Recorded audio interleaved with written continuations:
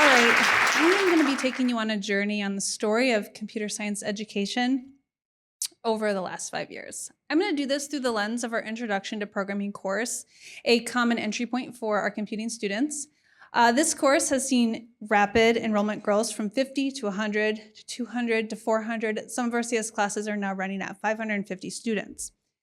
We've adapted quickly, adding industry partnerships, collaborative learning, front-end and open-ended projects, and an army of TAs who help us with peer-to-peer learning. At the very same time, we have been running an all-female Introduction to Programming course for the past 5 years. This has been funded through the Breakthrough Tech Initiative, which is committed to diversifying the tech landscape.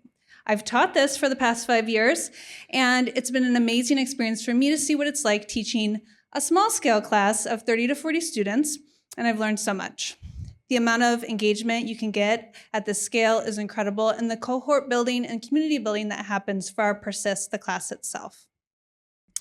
Here's a photo by Jim Young of my class this summer, the Breakthrough Tech section of the course. This is a powerful photo that shows a group of people, students, faculty, and teaching assistants working towards a common goal. I'm gonna shift a little to something that you might have also heard has been happening over the past 5 years in computer science, which is generative AI. I've had the interesting perspective of teaching the Introduction to Computing class 7 times in a row, pre, during, and post ChatGPT emerging. Learned a lot from this and really believe that this is negatively impacting all of our students, but it's particularly been bad for our students that are underrepresented in computing.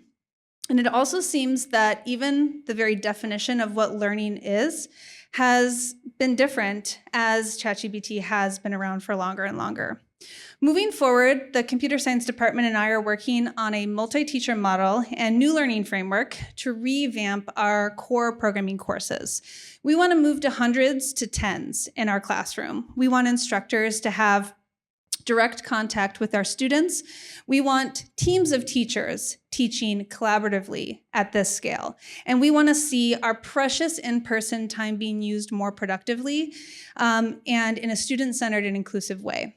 CS is an ever-evolving field, and CS educators have a unique perspective because we have learned how to react quickly.